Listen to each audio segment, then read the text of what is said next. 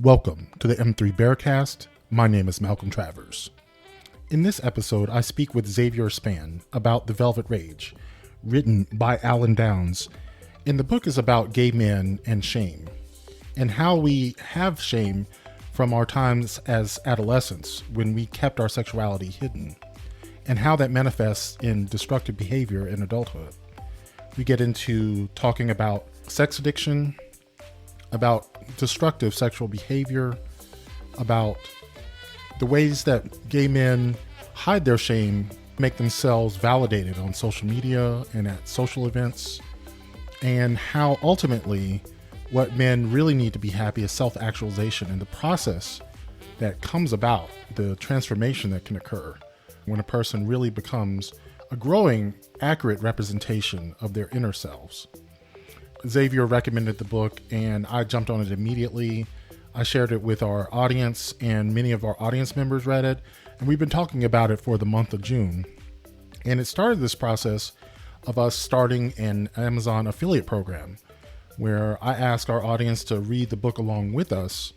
I really like this tradition that we're beginning of reading books together and unpacking these in extended conversations. So it makes sense for me to have an extended conversation with the person who recommended the book to me. And I really enjoyed it. It was insightful, meaningful, and I hope that it really touches people who may be dealing with some of these issues. So without further ado, I bring you the conversation I had with Xavier Spann about The Velvet Rage. First of all, I'd heard of the book. So when you recommended it, I immediately downloaded it and started reading. And it took me from the intro. I was like, oh, okay. And I'd heard about it years ago. I think it was probably on just like a commentary show. At the time, I think some gay activists just felt that in many of the same ways that people react badly to seeing pride in the street, like seeing people in go-go in their go-go outfits on the floats, they felt like it gave us wrong idea of what it meant to be gay.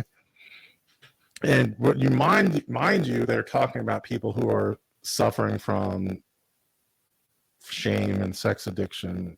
And so this isn't every gay man, obviously. It's just something that afflicts a lot of people in our community. When Greg read it, he told me that he actually kind of got triggered a little bit because he said he felt accused, like something out of Game of Thrones. It's like shame. I think the book does trigger a certain level of introspection, so I can see that. Yeah. Like the part of covering up some of your insecurities with physical items. I think he's definitely guilty of that. I'm not gonna tell him that face to face. I wouldn't say just him. I mean, I think a lot of us are. I can point that out in a lot of different places, in a lot of different ways, how we do that. I definitely have seen personally how I think one of the chapters, one of his clients talked about how he would visit the park after work, and if he couldn't do that, he really would not have looked forward to the end of his day. That was his thing. And to me, that was always something I couldn't understand because I know many men who did that. Otherwise normal seeming guys who find themselves in a dark park at night, and I'm like, what the fuck? What are you doing? You seem like you have all your shit together, and yet you're trolling the park at night. What the hell? And so this is one of the first books that really kind of explain that. I've never heard anyone just talk about that. Because it's really not that uncommon. It still freaks me out. I don't mean to shame those men who did that or who still do that, but it is weird. It's a weird behavior. Is it though? I mean, isn't that weird when you think about it? I mean, if you keep it in context. Right. I mean, we had that happen here in the city of Atlanta, right? For a very prominent figure. But then you compare that to, say, someone who goes to a sex den. Name of those that exist here, I can't think of right now. The big difference is one has a roof and four walls and the other doesn't. Right. But the concept and the construct of what's going on and how they want it to happen, the anonymousness of it all, the taboo-ness of it all is still all very much so there. Right. That's true. Yeah. And I guess maybe the walls make me feel a little safe. I think that was just the part that I found crazy because, you know, after they would get their nut, they'd look around and they'd be like, what am I doing here? Like, or as soon as they had that orgasm, they were like, you know, wow, it's cold and it's dark. All like those, you know, upper echelon thought processes all of a sudden come back on, and you're capable of executive functioning again, and you start realizing things. Right. It's like, yeah, it was cold and dark the whole time. You just didn't care. You're just on the prowl. And I'm like, oh, yeah. And I mean, so because I don't want to judge those people because I know given the right circumstances, if those things were available to me, I very well could have ended up there as well. Like it was easy. It was possible. I mean, I guess we have the app version of that. I certainly did. Like when I was in school, at the time it was, you know, Black Planet and this thing called College Club. It was like really primitive. Of course, you had Craigslist, which I never used, but you know, definitely people did. I remember, you had cruising spots in the freaking library. You know, like I remember, you know, you'd have certain rooms that you could rent out at the library, and I just felt so bad for the guys who worked there because, the things I'm sure they found, the smells. I'm pretty sure like there was many used condom in the trash can. Just like, yeah, that's not study material. Just like, and I guess the idea of a process addiction, that was something new to me, because I've heard of, you know, different types of addiction, sex addiction, but what it boiled it down in a way that made me understand that any sort of, when you use an activity to regulate your emotions, and it's become primarily the only way of dealing with something like loneliness or anxiety or sadness, you know, and there's really, you know, I guess we need more tools in our tool belt, because I was thinking about that process addiction in a previous episode. I talked with EJ. He had pneumonia based in his workout addiction. Like it sounds crazy, but he literally worked himself into a hospital. At the end of the day, he was taking like this creatine supplement, and he should have just stopped going to the gym and stopped taking the supplement, but he was addicted to it. Literally, it's the only thing that made him feel comfortable at the end of the day. And with the pandemic, he wasn't able to go to the gym, and, you know, getting back in the gym afterwards. You know, so basically anything that, in that case, you know, gym addiction feels like it could be healthy in a way. Obviously it can be, except in certain circumstances. And so they use that in the book as an example. If you're a single gay man, maybe the sex addiction that you have is not an issue until you say you want to get in a relationship, or you want to, you know, have a certain type of job, because you can't be doing this shit, you know, if you get caught in the park somewhere, you know. So that's how we define addiction now. It's no longer just this concept of the use of a substance. We can just say the person has a use issue, but we look at it as its impact on the person's life, right? We're looking at impacting them in a negative way, in some negative way. So if you think about process addiction, think about things like gambling addiction, gaming addiction. And, you know, you see these types of things, and gaming can be both video games as well as gambling. They're usually used interchangeably. And yes, sex addiction. Sex Anonymous has been out for years and years and years, and Tiger Woods made it niche. But process addiction has always been there. And the way the book describes the inner flow of these process addictions is that a lot of these men are engaging in these processes of addiction, whether that be I think he caveated it to just sex addiction or those types of issues, but I think there's other issues that we see in the gay culture that come out of where the guilt and the shame start from. But Yeah. he kind of tied it all into the sex addiction and stuck kind of in that place. Oh yeah. And I think so, he mentioned some of the like financial things. Like I've seen where yeah. like the person, yeah, he had one where the guy was buying all this like antique furniture, but he wasn't really rich. You know, he was like a shopper for some rich person, and he was buying it on credit and barely could afford the things that he was purchasing as a form of addictions. Like he bought some $15,000 rug that he, you know, really could not afford, but he needed that image. He needed that, you know, that Lux Life look, you know. So as a And it's form just of, not uncommon in this lifestyle. yeah, yeah. I think he said like he was a designer. Yeah, he was a designer for someone, and so he might have gotten a few items, you know, in the process of him working for someone else, you know.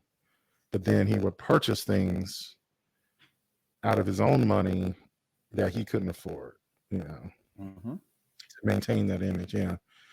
And I think there was another one that was really crazy was, you know, the idea of the beautiful stranger, like destroying someone's relationships, you know, definitely seeing that happen. It might have happened to myself a few times where you're off somewhere and some guy just like, oh my God, you know, I have to have them, and you're throw all caution to the wind. I think in this one, there was a case study or example that he gave of this couple on a vacation. He meets someone on the vacation. They have a affair, and instead of just going home and being happy, he continues the affair with this guy and ends up leaving his partner for some dude. You know, and after like 15 years of them being together, like what? Like what is that? That sort of need. I guess what he used the idea, and it's another term I would love for you to expand upon, the need for validation. I've heard that term used, and he talks about this sort of validation that you get from others, and then the concept of authentic validation. Yeah, I mean that one hit home for me. The need to people please, or the need to try to get kudos from other people to make yourself feel better. This papering over of this internalized shame from early childhood or first realizing about your sexuality, and you're just piling stuff on top of it and not dealing with the underlying issues, you know. Yes. So let me think. Okay, well, let me back up a little bit. Mm-hmm. One thing I think to keep in mind about this book, because I think it's gaining a lot more traction here lately. I've been seeing it pop up more, and I've been hearing it more and more circles, is that Mm-hmm. it's not meant to speak towards every single human's experience in life, right? And it's also Right. not to be it's not everybody's autobiography either. So even if Right. everything doesn't resonate with you, 9 times out of 10, something will, right? Yeah. And so I think when you start thinking about the authentic, when he starts getting into the whole authentic validation and sense of self, then he kind of talks. That's where he kind of moves away from the whole thing about. So if you think about a LGBT person, specifically, you know, he targeted gay men, right? Right. Who say spends more money than he should or that he has to go to one of these outlandish pride events, and he spent thousands of dollars on outfits, plane tickets, hotels, and blase, blase. And despite everybody's positive responses to him, outwardly they may seem like they're the life of the party or that they're happy, but they're blacked out drunk by the end of the night. And you know, then that inner self comes out. They're crying. They talk about how nobody loves them and nobody's really there for them, and that the whole community is so fake when they have Right. presented this self. And he talks about there you want what a lot of them are struggling with is the fact that they haven't dealt with the original shame they developed from early childhood or early adulthood, early sexual development to where they are now, and they're using all these kind of externalized things to just band-aid the situation. But underneath, there's a festering boil that's not being addressed. And until you get to a place where, A, you are happy and satisfied with yourself, no matter how much others validate you, it'll never be enough. It'll never resolve the issue. And so you don't ever truly feel validated. And then they're validating you oftentimes on superficial things that don't really mean a lot, right? They're not validating you on the person that you are, this humanitarian or this intellectual person or what have you. They're validating you usually on something typically pretty superficial: looks, an outfit, a car, a house, things that can come and go. But you as a person seemingly is not actually truly being validated. And so then it begins the narrative of, they care about my Facebook image, they care about my social media, Instagram, Twitter image. They don't care about me as the person that I truly am. Because the person that I actually am is broken and hurt, and nobody knows that. And it's not being addressed. Yeah, I think that's the point. Because I would say validation is important, but real validation of actually who you are, because a lot of the validation that he talks about in here, this inauthentic validation, is, like you said, superficial or even false, because they're validating an image that you created, and it's not even your authentic self to begin with. You're validating the character that you created, and at the end of the day, you know that's not you. So like all that praise that you've been seeking just goes wasted. There's something to be said about also like really being honest about that shame or the source of it, because speaking to it, actually having someone to talk to about it, where when I thought about it, thinking about like my past, where I never really thought about being closeted as something that could be shame inducing, because it was never difficult to be in the closet, right? I was just like, I just don't talk about it. I never had to put on a show or anything to be closeted, but the very act of being closeted meant there was something shameful about it. The very fact that I knew I couldn't talk to my friends about this and actually have an authentic conversation about my relationships or the things that I'm attracted to, like basically most of my friendships in high school and college were just all, if not based on a lie, at least based on a huge omission of the things that were actually going on. And it was funny. I remember one time I would try to have this conversation with someone about my relationship and try to change the pronouns. That did not go well. Because as I was sleeping, I was like, oh, her, him, her. Trying to do that. I was like, yeah. I was like, what are you talking about? Never mind. And I realized like a lot of those, and I guess that's normal too, that a lot of friendships are just based on the situations that you find yourself in at the time. But even on that level, they were even more superficial than, say, a straight person's relationships, who are at the same level. They might have moved on from their early childhood friendships, but at least there was some sort of base of authenticity there in that time frame in their lives. Getting at the idea that, the shame of our early sexual development and realization of our sexuality could go completely unnoticed, and probably does, if at all. And rather than talking about how we feel, we could talk about what we're doing to really get at how we feel. Like sometimes you actually don't feel the feelings. You need to actually look at your behavior as a indicator of what the underlying feeling that's causing that behavior. And I think that's kind of what he was getting at. Like if you're doing these things where you're sabotaging relationships for, quick sexual thrill, or if you're trying to impress all these people who really don't care anything about you, if you are going to these sex parties, getting blackout drunk, that's an indication that there's some underlying shame that is driving those behaviors, even if you don't feel it. Just look at the behavior and say, like, I don't know why I'm doing this. Maybe I should investigate why I'm doing this. Yeah, and that, that seems simple enough to say, but for a lot of people that struggle with, dealing with just that piece of it all, right? They want to believe this is who they are and that they're super comfortable with it. and that everything is fine, but to sit down and actually address the fact that this is how I feel and this is what I think is very difficult. And then it's not like society makes it easy, right? At the end of the day, we live in a heteronormative society continuously. Everything is at some point or another filtered through that lens. And then sometimes even to address some of the issues that come up, no matter how open or connected you may be to, say, a family member or family members, there's still some subgroup that you may be a part of that you realize may not accept this part of you. And you have to ask yourself, am I prepared to sacrifice that to get to a place where I'm authentically who I am?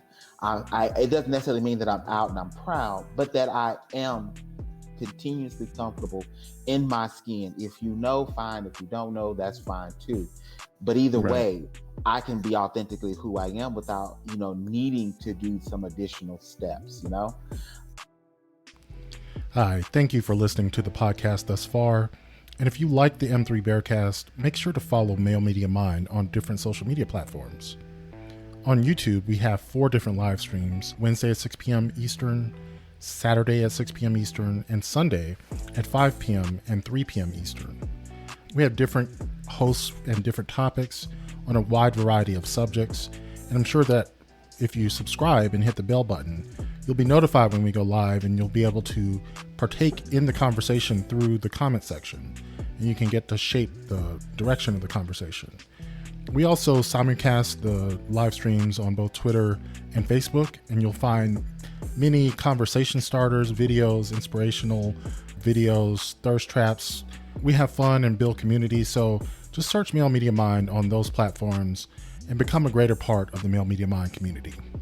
Right now, back to the conversation I have with Xavier Spann about the Velvet Rage. I was listening to someone else as they kind of talked about the book and the issues that they had with it, and they talked about not having. I think as they talked more about it, I think even they realized it as they heard themselves talk about it, was that they didn't experience the disconnect from their father figure that the book did talk about. And so therefore became more connected with their maternal parent. But at the same time, they had all these other internalized thought processes that led to externalized behaviors. So even though you didn't suffer the shame that a lot of the people in the book that he talked about suffered from a direct parent, you still suffered it in a certain kind of light, to where it still manifested itself to you in the way you acted as going forward, right? You're in your adulthood years now, and yet you do a lot of the things. I mean, he named a multitude of the things that he does that the book mentions that seem to be connected to people who have some level of shame and guilt in themselves. And I think as the person kind of talked about it out loud, I think they realized it in themselves that even though you're saying you didn't have this part of the shame and the guilt, it doesn't mean it didn't come from somewhere else in some kind of way. And I think a lot of that is society.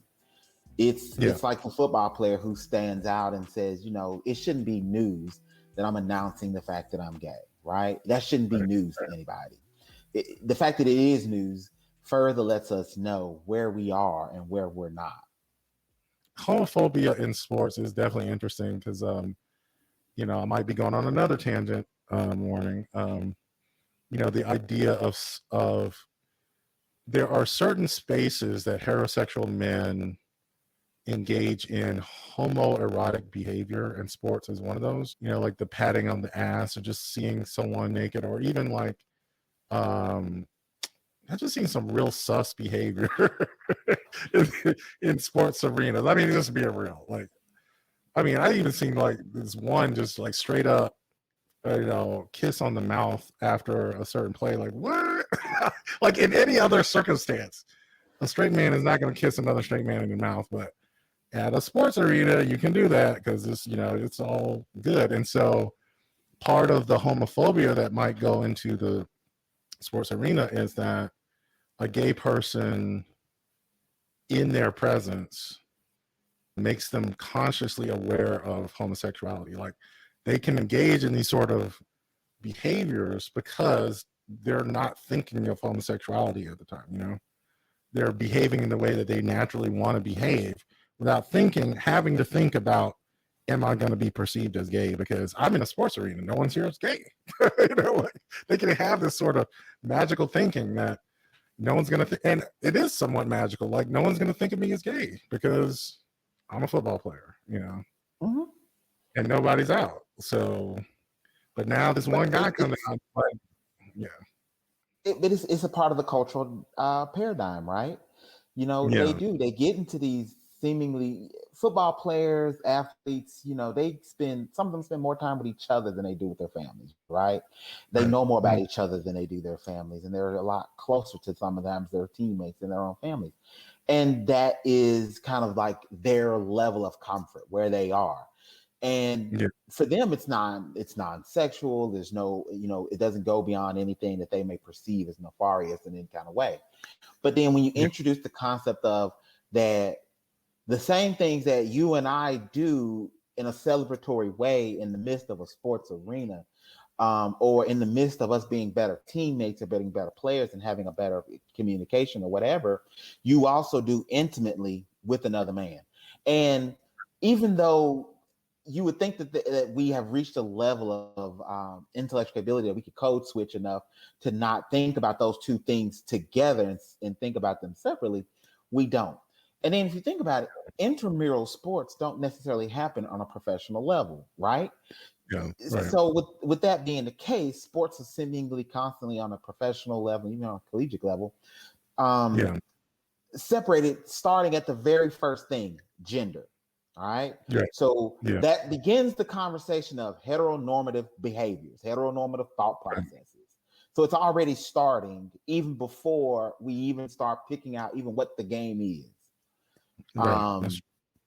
And so when that happens, their mindset is the things that I do with you and things that we do over here are completely separate than the things I will do with my girlfriend and my wife. And that the two should never meet. And now when you introduce a gay player, it automatically just causes them a moment of pause and caution to say, is he getting aroused by the fact that I just hit him on his ass for a nice pass? Or that I complimented him on how his workouts are going? Whatever. I can't think of everything. But is he taking it beyond just us being teammates and being closer, and now he's misconstruing my response as a sexual advance, right? And therefore bringing unwarranted attention towards me. I'm going to try to bring it back to the book a little bit, because thinking about where this book might fit into Pride. So we were reading it during the month of June, which was Pride Month, and we were talking about the need for Pride for people who were dealing with a lot of shame. Pride was a thing where you could be in an environment where you could be yourself and tell your truth and feel comfortable with being who you are. And that was the point of Pride. Because a lot of the criticisms of Pride would be that it actually engenders more homophobia because you're seeing all of this aberrant behavior. You're kind of being extra flamboyant and, sexually liberated in ways that are abnormal to straight people. And so maybe even engendering more homophobic backlash.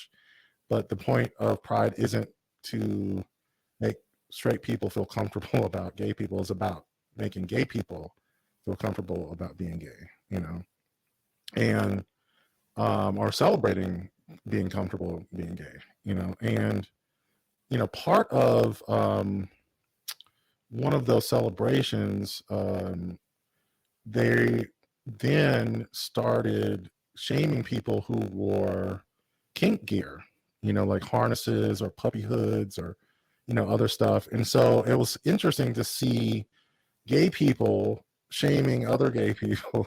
And it's not even about straight people, it's about within our own community saying well, I guess maybe it is about straight people because they want to kind of be more acceptable to straight people. They kind of want the money. I mean, at the end of the day, it's what it is. Like corporate sponsors don't want to see, there's a picture that kind of went viral of this little girl playing with some, leather clad dudes dressed as puppies, because she's like, they're puppies. They're like they're human puppies. And I'm sure straight people's brains exploded when they saw this. Yeah, now all gays are pedophiles again. I think that was a terrible marketing idea. It really was. But at the end of the day, like these men wanted to be treated like dogs. They're dressed up.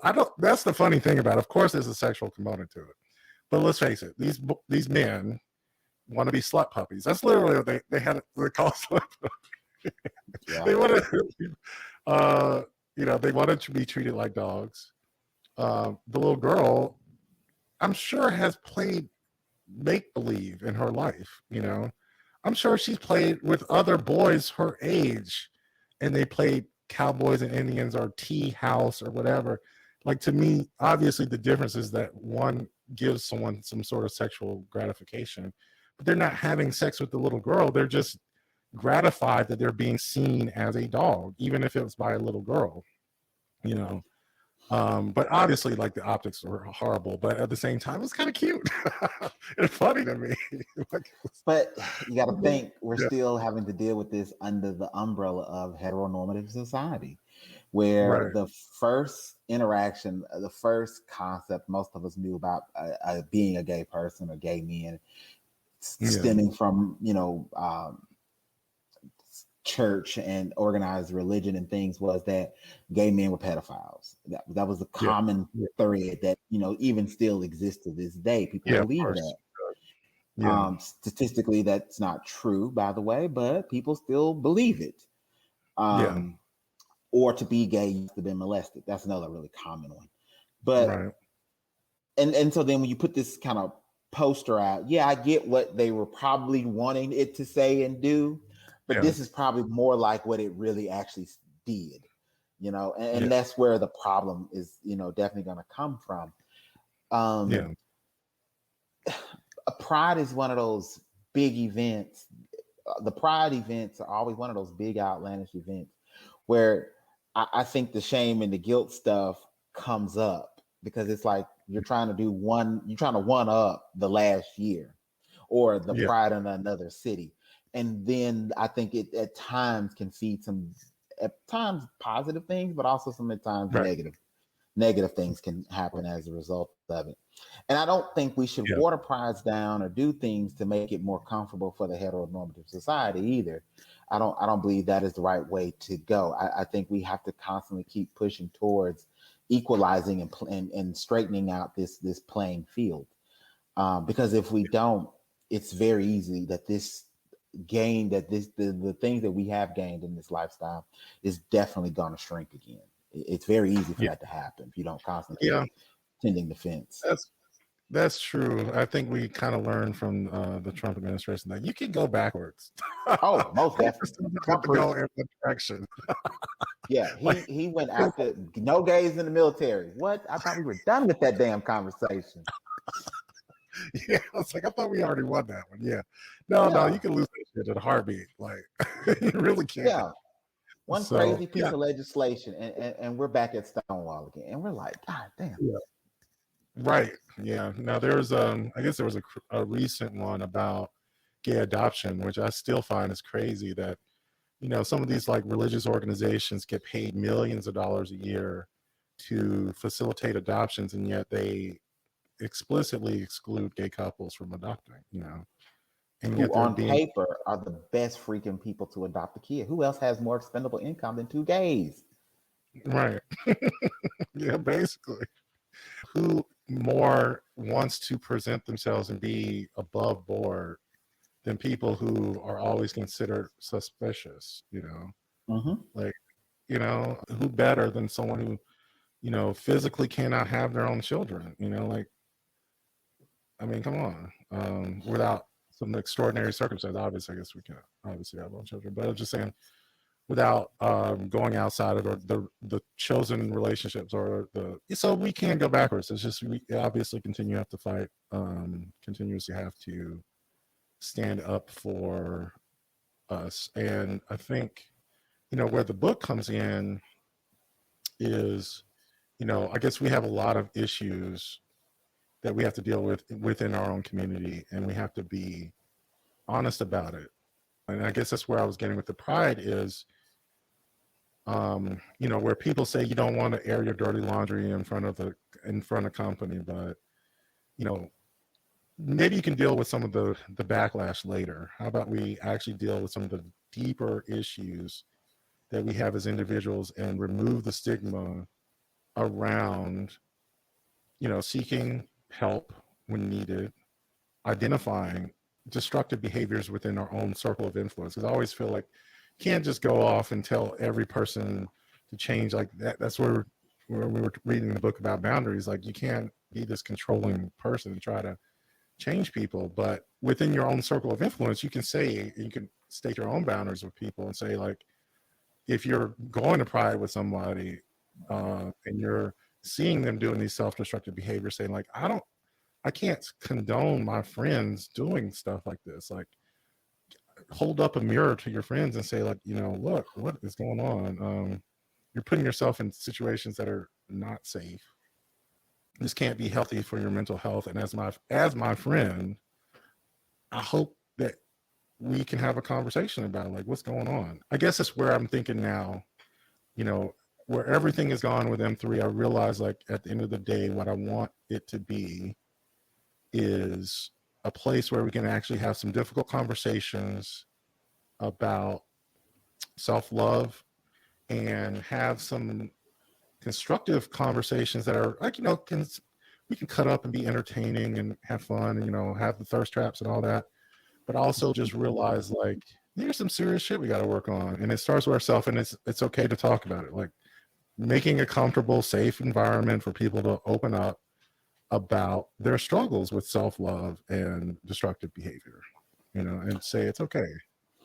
Yeah, the LGBT community, we do need to get a handle on that as a global issue, When you look at male suicide rates, because men do commit suicide, whether people realize that or not. And when you look at men committing suicide, the ones that are more likely to do it are the LGBT community ones. Those are the ones who identify in the LGBT community. I mean, over 50% of them typically are individuals that identify with LGBT. So there is a problem, right? There is something not happening the way it's supposed to be happening. And despite the pride events, despite some of the new things that are out, the new opportunities, the outlawing of things, like these conversion camps in some cities and states, there is still a number of these men who are so torn and tormented by who they are as a person that they only see the way out as being something permanent like death, right? And I think part of that issue is something that I've argued about before in speaking about the Black community, but I think I need to bring this same fight and argument to the LGBT community, is we need to do a better job picking our leaders. We really do have to stop picking leaders that are themselves broken, but because they're attractive, people want to listen to them, right? When they're not talking about anything. Or we're picking leaders because they're entertainers, they're female entertainers, or whatever. I'm about to say something and I'm probably gonna get canceled if I say it, but it's fine. Can nobody explain to me why Beyonce is the leader of the modern LGBT community? Nobody can explain that to me. But for some reason she is. Yeah. How does she identify with what it means to be LGBT? Yeah. Granted, all her backup dancers are probably gay, but what does that have to do with the price of tea in China? Yeah. And I think we have to think about that and think about how that impacts us in a long run, right? How that will shape us later on down the line, where we will end up, what rights we will ultimately have, what rights we won't end up having, and what struggles we're gonna go through to get there. Yeah. But I would say, I guess my pushback would be, I guess first of all, I love Beyonce, but two, these sort of superficial leaders, which I totally get where you're coming from.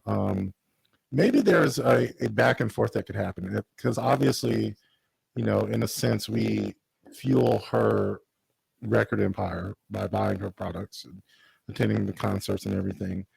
And so if there is an issue in our community that needs to be addressed and people are listening to her, maybe there is a opportunity for us to educate her about those issues as well, and have it where if she truly cares about her fans, may actually be educated enough to speak on them. So I never really want to like completely rule someone out. Now, obviously, like if the case were that it's all a marketing scheme and no fucks are given about who, what's actually going on, that's a complete moot point. But I think there are people who end up in leadership positions who never asked for it, and they really do want to do something, but don't know what, And so in those situations, I think it behooves it to be a bottom-up sort of conversation about, bubbling up to the top, and explaining these sorts of things that come up without it being an accusation. So like when it comes to like, sexual promiscuity and sort of the sex addiction or spending addictions and things like that, or even suicide amongst LGBT youth, the argument from very conservative people and sources would say that the reason that these rates are so high is because your lifestyle is not right with God. That the reason you feel so bad about yourself is because your sexuality is bad. And that's not what we're saying. So that's the issue. A lot of times within our own community, we don't want to address the clear issues that are there because we don't want to be misconstrued or even be agreeing in some roundabout way with these conservatives who really don't want us to exist. I mean, at the end of the day, a lot of like super conservative religious types believe that we're just straight people making bad choices. They don't even believe in homosexuality, right? Right. So, They don't. It's crazy. Right. So, and then of course, the point I always make to people is like, even if we were heterosexuals making bad choices, it's our fucking choice. Go mind your own business. Like we're not hurting anyone, Mind your own fucking business, really. So it's not a choice, by the way, obviously. But if it were, would that be such a bad thing? Like if you chose to be fabulous, like who gives a shit? Right. You choose to just know how to pick swatches better than everybody else, then why is it such a terrible thing? Exactly. I can coordinate that. Hey, thank you for listening to the M3 Bearcast thus far, and I want to remind you about our Amazon affiliate program. This came about because we like to educate ourselves on many different subjects. I enjoy reading myself, and I invite my friends to read those books with me. And what I didn't realize is that with the Amazon affiliate program, I can ask our listeners and viewers to help support M3 by purchasing the book that we're reading through our Amazon affiliate link. And at no extra cost to them, they'll be supporting M3 through Amazon. This month, we're going to be reading The Source of Self-Regard by Toni Morrison, and we're going to discuss specific essays in this book because I love Toni Morrison's fiction, but I have actually never read a lot of her nonfiction. And so this will give us a chance to discuss those on our live streams and in the podcast. In the description of this podcast and in many of the videos, you'll find a link to our Amazon affiliate program, and you can purchase that book and help support M3. All right, back to my conversation with Xavier about The Velvet Rage. Hell out of fun. But even thinking about like going back to something that the book talks about, right? When he talks about finding your authentic self and getting out of that crisis that he describes a lot of us being in when we're doing some of these things that are apparently dangerous to us and our mental health and oftentimes physical health too. And he talks about that self-actualization piece. It's actually it comes out of Maslow's hierarchy of needs. I don't think he identifies that, but that's where he's pulling this from. And you get to this place where yes, all of your main needs are met, right? Food, water, clothing, shelter. You're contented within yourself. You found happiness and peace, whether that be to be single or to be with a partner, and all of those things are stable, then you get to this place where you self-actualize and you start thinking about, what is my lasting mark in this community or in a community? Because somebody reached down probably and helped me. What do I want to do with my life next, right? And he talked about he volunteered in these different shelters and work that he did as a psychologist, and how that was very fulfilling for him and very beneficial for him. And it also continued to help him grow in his own personal journey, in his healing process of dealing with the shame and the guilt stuff, because he took what he already gathered and worked through for himself, helped others apply their healing, and then thus far learned more about himself, and also did something for somebody else that didn't, he made somebody else feel good without having sex with them, right? Or without helping them get connected to a drug that might not be great for them or something to that nature, you know? Right. And I think that's a piece that is missing for a lot of us as well, is where's that self-actualization piece, right? Once you've, and that's what I mean about picking the better leaders, because we've put these people up on these pedestals that don't do a lot to help us in our communities. They could if they chose to, of course. They're in places where they have access to any and everything they want, which includes being able to help a community of marginalized people. And yet here it is, the LGBT community continues to be marginalized in a lot of different ways in a lot of different places. And the voices of those people are that already have a voice in these communities and are speaking about what needs to happen is very small. And oftentimes a lot of us don't hear it for years until we, later on down. And so then and that's why that's one of the reasons why I bring that point up, to say picking better leaders and having people in place that, even if you haven't been through it, can empathize with it enough to say, this is what people are experiencing. This is what's going on. There's just too many of these people committing suicide. And it's not because they're making bad decisions, because there are blue blood Republicans coming out of the military who put handguns to their heads all the time and pull the trigger before they ever get their first appointment into the VA. And it has nothing to do with their sexuality or a bunch of bad choices that they've made. So there's something else going on. There's a narrative that's not being addressed here. Self-actualization is definitely one of those that I look for in other people now. I thought about that, where there's certain people who, I guess, exude that sort of energy. You can tell that they're comfortable with who they are. They're not in conflict internally. It actually shows up in their behavior. I started to realize that when I thought about that. Not only that, it's a weird thing to say, because maybe it's just superficial. I've seen people who find that inner peace, that sort of self-actualization, they actually look more attractive. If that's weird, like and I don't even know what happens. Like their skin just looks better. Maybe they're taking care of themselves better. Or so, I don't know, but it's like it's an interesting concept that you can actually physically see the change in someone who has dealt with some of their shit, that they are outwardly presenting what they are inwardly, and it's superficial things also. I mean, can the narcissists out there, the ones who put up the images, it is pretty, but I think once you get to know some of those people who are really living authentically, it's not as pretty as in fact it starts feeling a lot phony. You start seeing the shallowness of it. And to the point of picking better leaders, that's possibly when we will start picking better leaders, right? Which is, when we're less shallow as a community, as individuals, we will start to idolize people who are less about image. Because I guess that's, at the end of the day, the reason why these sort of pop stars become, idols within our communities, because they're all image. And that's what we want for ourselves, or in a sense, is that we're all about maintaining a certain image, and they see someone who can put on an image better than anyone, and they're like, I want to be able to do that. Like I want to be able to put on a show and be, the most fabulous and, the most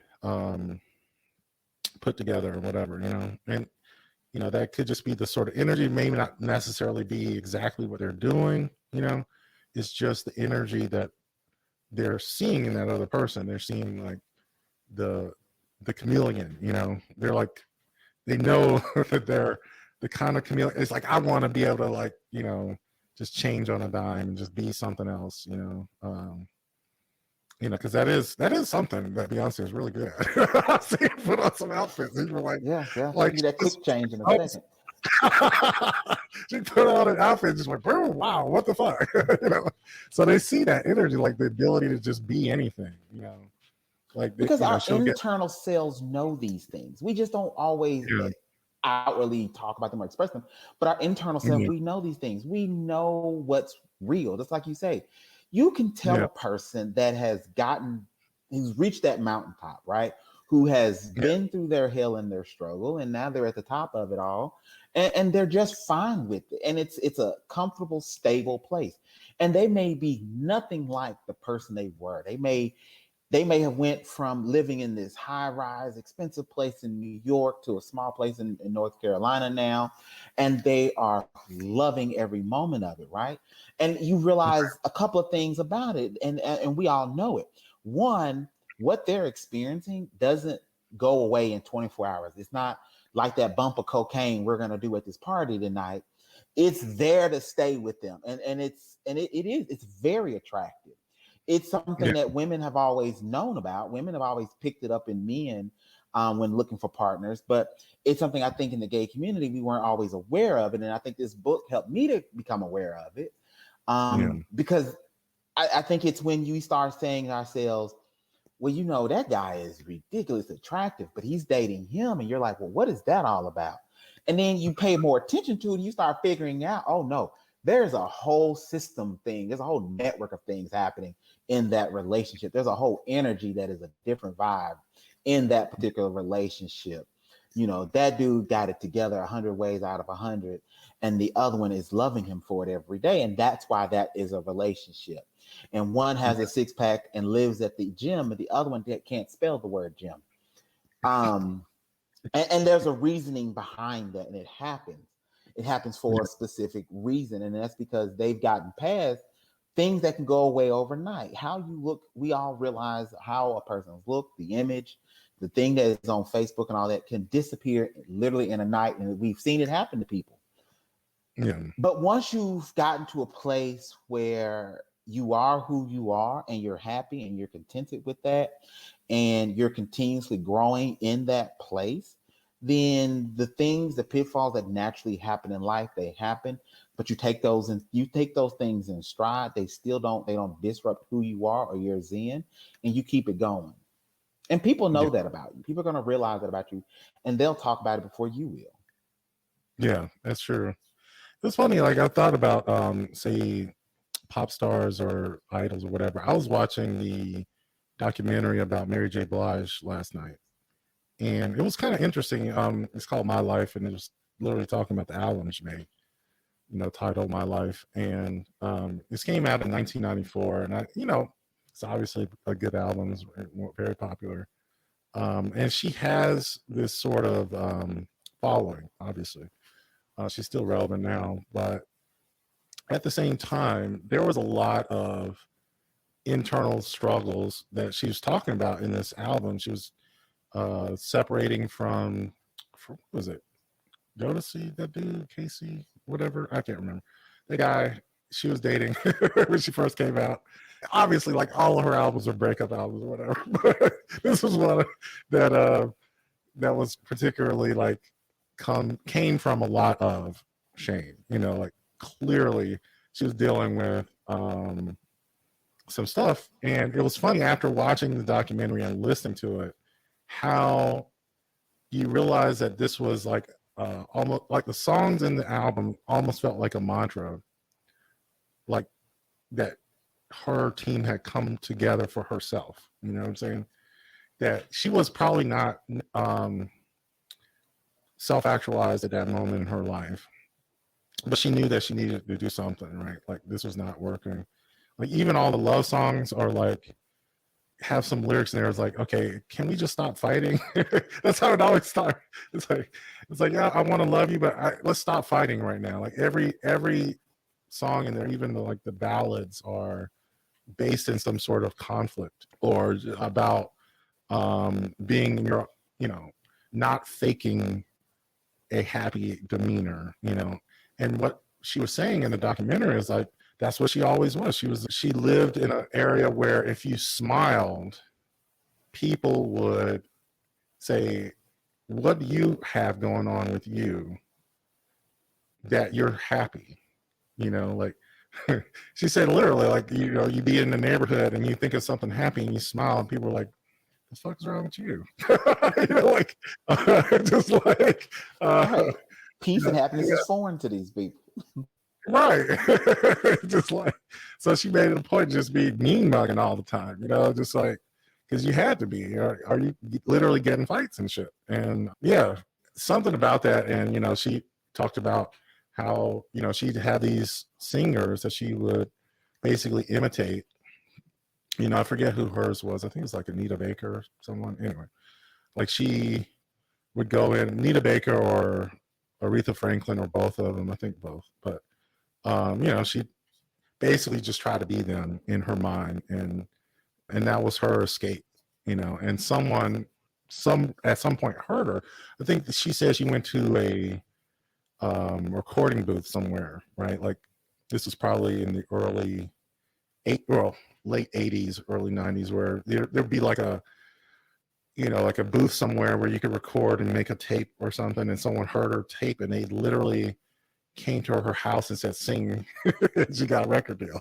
That was how this happened. So I mean, that's, I guess, to say that, I guess even pop stars or celebrities, at some point can sometimes lead people to talking about those conversations about self-actualization. Because I think at the end of the day, like this documentary talks about that. I don't know if she's necessarily a gay icon, but she's definitely an icon, right? I mean, Yeah. So, yeah, and I wonder if she got like an award, an icon award or something, actually. Yeah, no, yeah. And she definitely deserves it. After seeing that, I listened to that album all day today. I was like, damn, I've never heard this. Yeah, like there's some stuff in there. It's really good. So I think I'm going to talk to Jeff about making something about it. Because he likes to do music shit, and I'm like, yeah, this is good. I mean, that shit was bumping when I was in high school. Like Mary, I forget when she was. Yeah, she was like the ghetto fabulous queen. That's what she was. Yeah, and that might not even the person she meant to be. Again, she self-actualized. Right. She's like, that wasn't even who I was. Yeah, it was just like, it was hood, but it was also fashionable. Yeah. So, yeah, so no, it was good. And but like I was saying, I think even in those scenarios, if we have some pop idol or whatever, it can still, if we bring it to the right mindset, be a conversation that starts about not needing the validation of other people and really being honest about your struggles. And even if that makes you a pariah to certain people, maybe that's a good thing. If you're honest with someone and they run, like maybe they needed to run. maybe you don't want those people around you. And that is hard to deal with in the moment. But I think that's also something that was in the book when you talked about process addictions, is like realizing, like, stop running from these bad emotions all the time. Like, you're gonna be lonely sometimes, you're gonna be hurt sometimes, you're gonna That's a new concept I have noticed a lot more of. People like to pretend like bad doesn't exist. And if we pretend like it's not there, or people always tell me, we ain't gonna speak that into existence. What the hell? If it exists, it exists. You can't, none of us have the ability to speak anything into existence. So if it exists, it exists. We've gotten to a place now where we don't want to even address it. We don't even want to talk about it. It's like, we could talk about it. It's okay. Yeah. No, I get the idea of what I remember when people talk about it on a spiritual level, talking about manifesting. I do believe in the idea of manifesting in the same sense that I said when someone became self-actualized, their whole physical body changed. They looked better, they did better, they did things for themselves that they probably wouldn't have done before. But I don't think that's magic. I just think it's a different mindset. A different mindset can be a very powerful thing. And I don't think you conjure up, these powerful things in your life. But in a sense, you kind of do. I guess you see things as possible that you didn't see before. You make the phone call when, like, say, for instance, for myself, if there's like this guest that I want to invite for an interview, someone who I would have never had the confidence to call before because I was, so self-concerned. Now I wouldn't even think twice about it because if they say no, it's like, well, it's no big deal. But before I would have been in this mindset of, oh, what if they say no? So like it's not magic. It's just I don't know, a different mindset. I don't know the words to describe that, but yeah, some people think that you speak it into existence, like you said, and there's something to it. I'm not saying that it's not. It's just not. You're not Agatha Harkness or whatever. You're not Agatha all along. You know what I'm saying? You're not trying to. Yeah. Yeah. I mean, some of us, we tend to neutralize the opportunity to grow from something, good or bad. You can grow from either two experiences, right? But you got to deal with the experience first of all in order to grow from it. And choosing to pretend like it doesn't exist, ignore it, what have you, does not allow us to grow from it, right? It doesn't allow us the opportunity for introspection or to just review what went wrong. Talk about the pros, the cons, what went wrong, and just learn from potentially a teachable moment. And I think that's because we've gotten to a place as a society where we just don't want to experience the negatives, the bad, even in sometimes the catty backlash of another person in some respects and some lights. And so it's made it harder for us to adjust and deal with hard times, hard situations, those hard no's that do come up in life, regardless of how we may look at things, regardless of how we may want it to go. And everything that we do everything right, and yet the hard no still happens. It's not a time that you fall apart, but if you don't have if you never gave yourself the opportunity to start to build and cultivate a skill set or a set of tools to address when that happens to you, then you don't have it. And so then you're left to the whims of what happens afterwards, right? And I think that has happened to any number of those of us in the LGBT community where something goes poorly, an event or anything, and then some quick-tongued, quick-witted queen reads us for filth, and then we disappear from the face of the earth for 6 months and go into a complete depression. Because we don't understand that, well, shit does happen. It's life. It's how it functions. And we can have the best laid plans in the world and still shit can go wrong. Yeah. Now there was a TikToker who had this thing. He had this he had this hat. It said pain is power. And I was like, what is he talking about? And he's like, pain is there. It's a lesson. Pain is powerful in the sense that it is telling you that something needs to change, you know? And if you listen to the lesson that it's trying to teach you, that can be a very powerful thing. And so like his motto is pain is power. And I was like, oh, okay. I get it. Like you can find something powerful in those painful moments in your life and not run from them, try to get to the underlying causes of them. And I guess that kind of goes into this philosophical spiritual idea of like everything happens for a reason.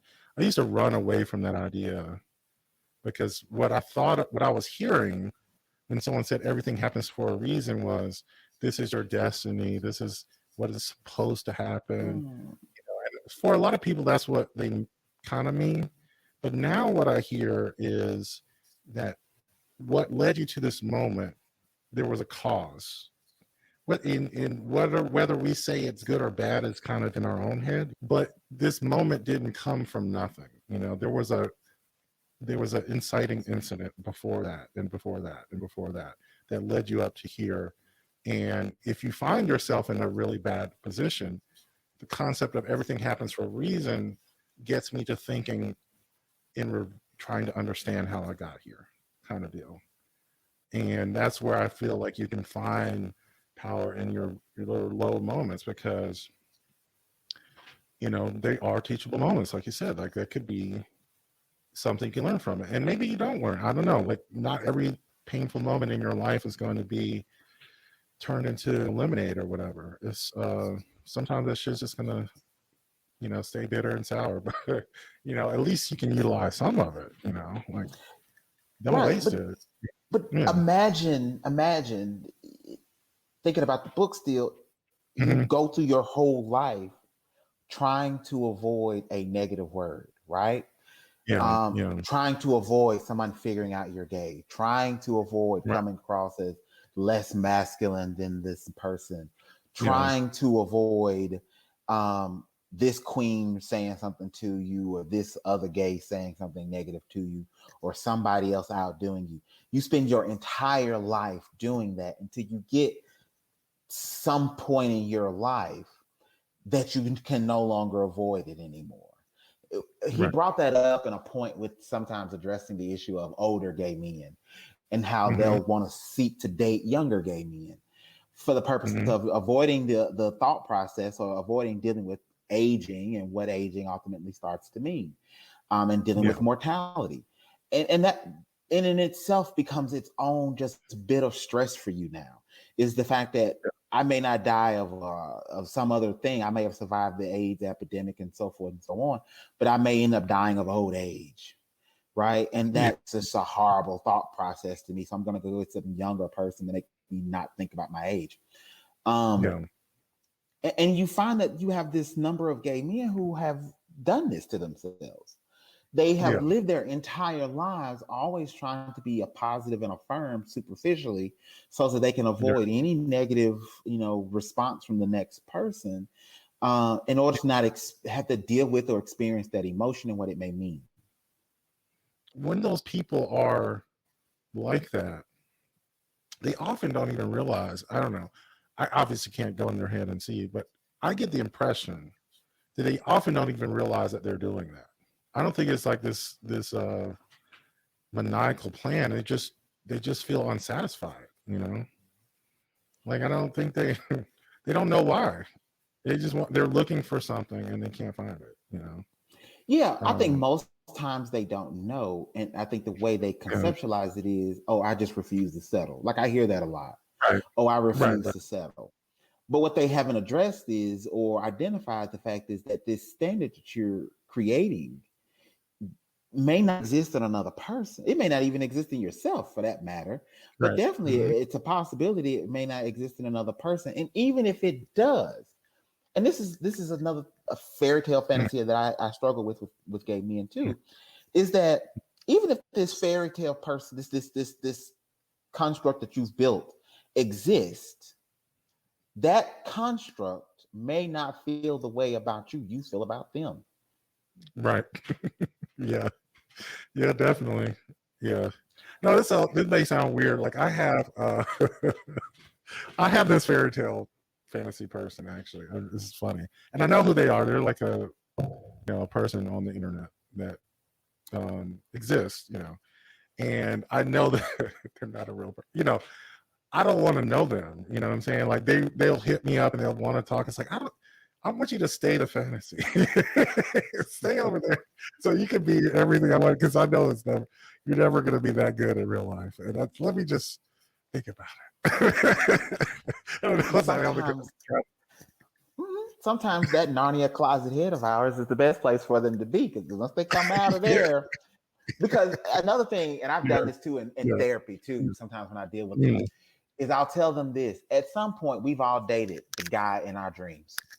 Yeah. Statistically speaking, at some point, especially by the time you hit your 40s, you have already dated this guy in your dreams. At least he was the guy in your dreams when you first met him. Now, what he metamorphosed into might have been something different. But when you met this human, he looked the way you wanted him to look. He talked, he smelled, he sounded all the way you described it. And yet that relationship didn't work. Why? Right. That's a really good one. Yeah, that is one I need to get into therapy about. Like, I need to really dig down. If I have to say that, I might need to play that clip for my therapist and just say, okay, I need to talk about this. Yeah. I always ask them. That's my favorite question to ask them. Why didn't it work? He was perfect. You built him from the ground up. Why didn't it work? I think I've put myself in situations where I made someone out to be something that they were not. And when I look back at it now, it's like they never said they were that. There was never really any indication that they wanted to be this person that I had envisioned in my mind. If I had just listened to what they were saying and doing in their actions, which is even more revealing than what their words were, I would have run for the fucking hills. Like, it was horrible. But we all do that though. That's the thing. Yeah, we all do it or have done it. And thinking about some of those relationships that even he talked about in the book, Downs talked about in the book. He mentioned that. He mentioned how you saw these relationships where both of them are these two beautiful people in a relationship together, and you're like, of course, both of them, like one came out of Men's Magazine, the other one came out of Men's Fitness. I get why they're together in a relationship, but the relationship lasted 6 weeks. Why is that? Because they were only seeing what was on the magazine cover. They never opened the magazine.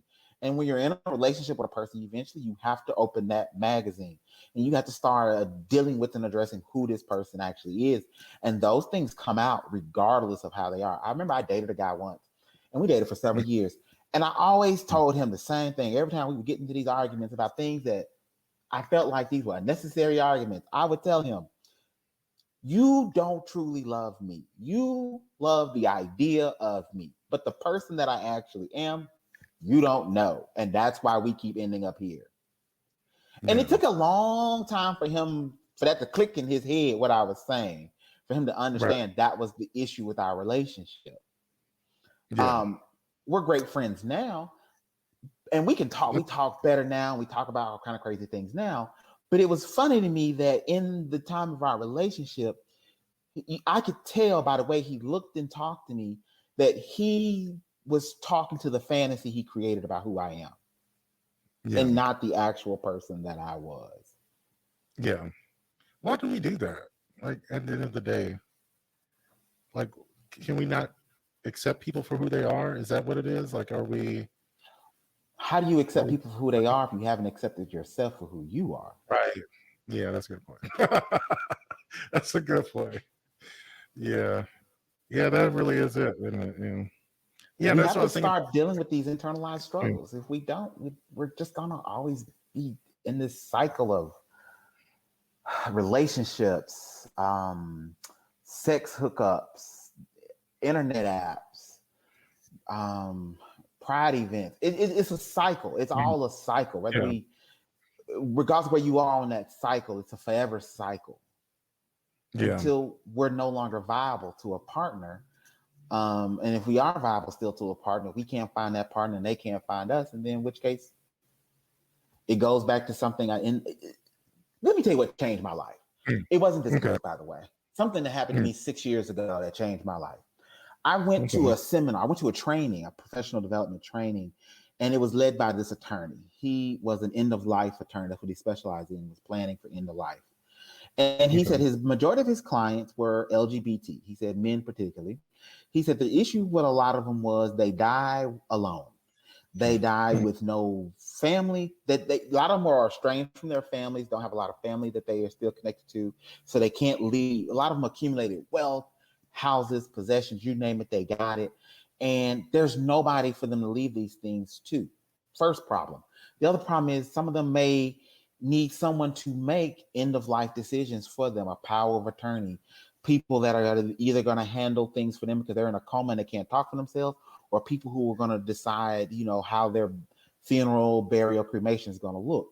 And they don't have anybody for those things. And he talked about people getting their AA sponsor, people getting their neighbors to do it or their best friends. And it started making me pay a lot more attention to my own life and how I see myself doing certain things. And well, this person's not agreeable to this part of me, so I completely shut them out of my life, right? Instead of trying to work through that with them and work through that with even within myself. And I see a lot of gay men do that, where we silo ourselves into people that are only and completely and utterly totally agreeable to us and what we've got going on. And if you're not a part of that notion or that nature, then you're shut off. And if that means I'm alone with only the neighbor I go and talk to every so often, or this superficial group of friends that I have developed who don't truly know me as a person, then I end up dying alone. Or I end up having these things left up to others who may or may not know what to do in these situations for me. And he talked about how many of those people that happened to. And I think that for me was a real wake-up call for me and made me kind of think and do things very differently than how I was at that time. Yeah. No, it's funny. I was talking to someone who, thought about that, and he's contemplating his own end of life care, like where he wants to retire to, and he has this vision in his head of like a gay Golden Girls situation where he gets together with some of his older friends and they, create like a little community for themselves, which I'm just like, but you guys can't stand each other. Like you spend a weekend with each other and then, you're just happy to be away from them. So why are you trying to live with them? Like, have you thought about that? Like, you don't actually want to live with them. No, you just don't want to be alone. Right. You just don't want to be alone. Yeah. And I get that. But yeah, I think that's probably a good place to stop. I'm going to continue to record because, yeah, I really did enjoy the book. I think that's where I would end with it. Like I said, it's a starter conversation. Like I understand the book isn't perfect, but you take from it what you will. I think, and like I said, going through these books that we've read so far, I realized like you can't, like you said, it can't be everything to everyone. That's ridiculous. Standard to have anyway. But for a lot of people, the fact that it was written in a different time period, that it mostly refers to white men, maybe a certain amount of affluence already, it sours them on it.